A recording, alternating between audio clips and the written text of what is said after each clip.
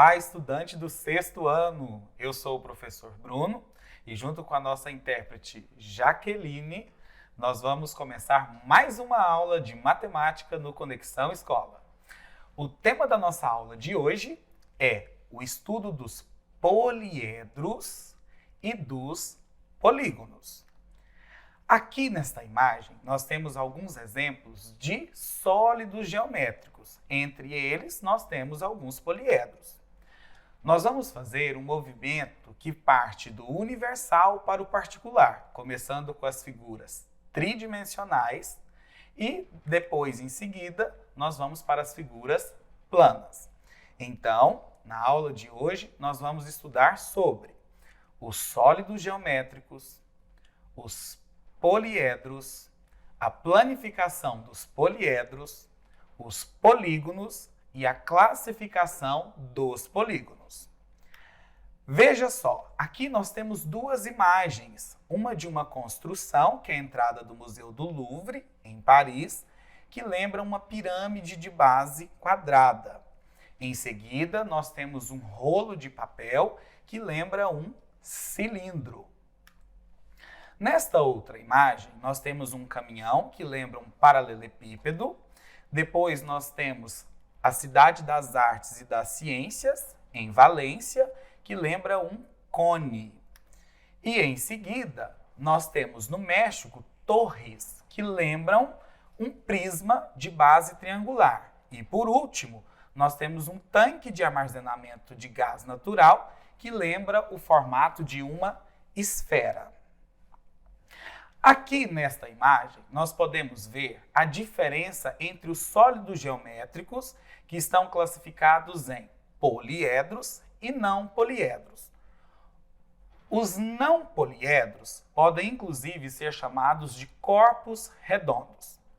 Nós já sabemos que os sólidos geométricos são figuras espaciais que têm forma e ocupam um lugar no espaço.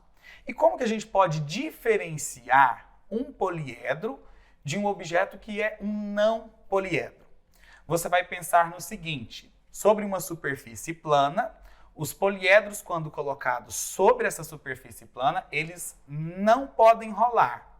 Já os outros, os não poliedros, que nós também chamamos de corpos redondos, numa superfície plana, eles têm a capacidade de rolar.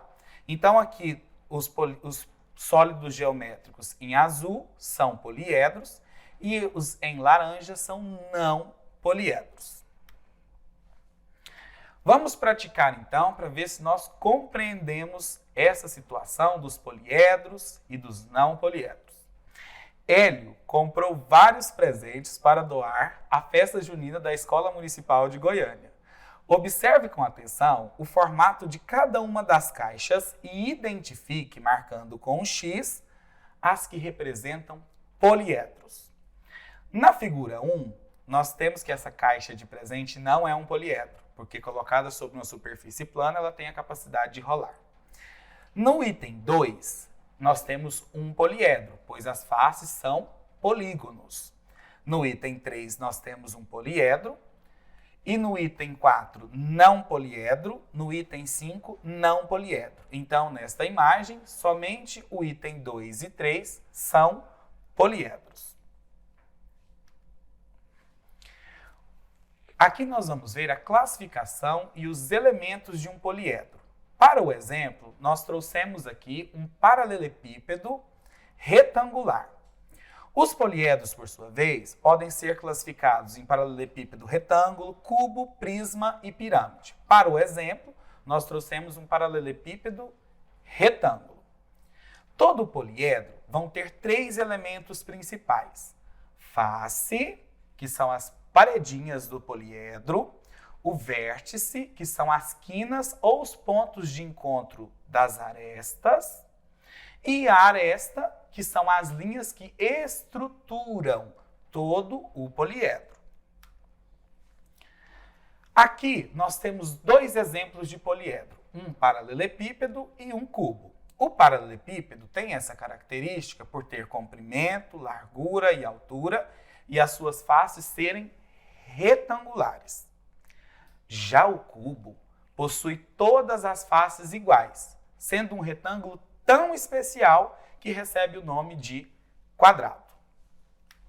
Agora, nós temos um prisma, esta figura que está de vermelho, e uma pirâmide, a figura que está de azul.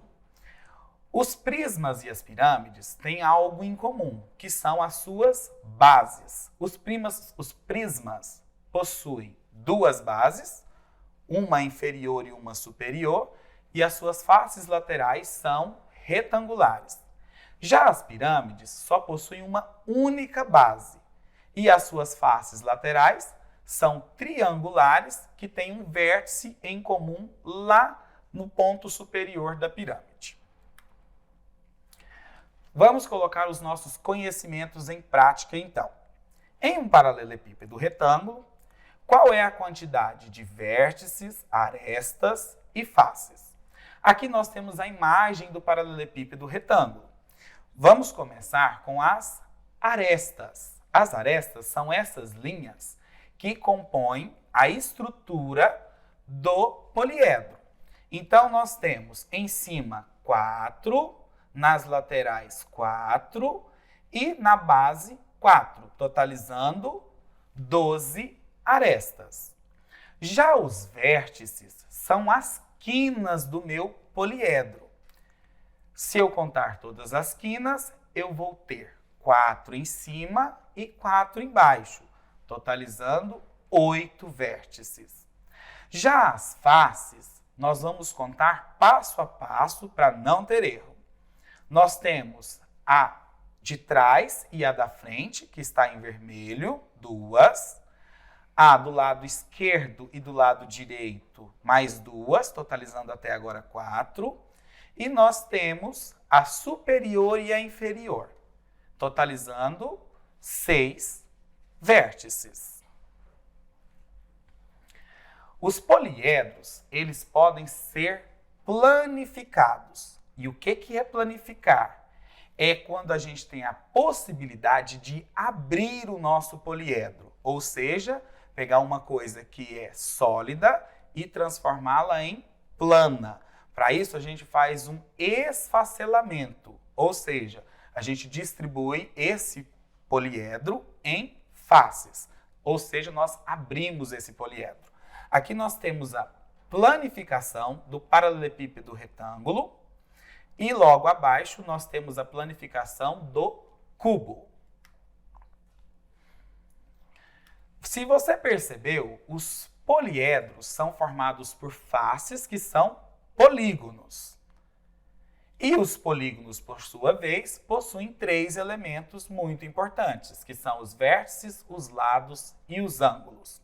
Nesse exemplo aqui, nós temos um trapézio. Esse trapézio é um polígono.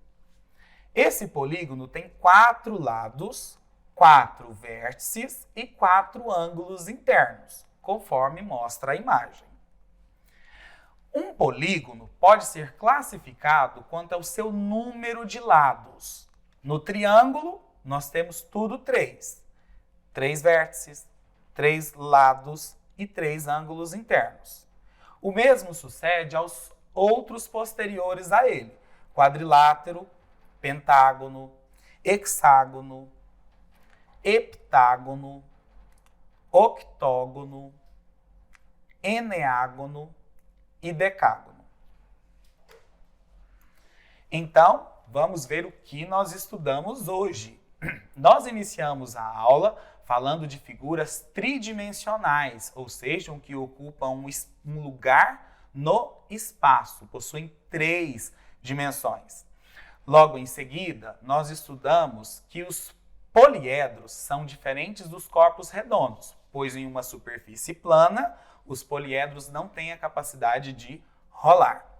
Nós classificamos os poliedros em paralelepípedos retângulos, cubo, prismas e pirâmides.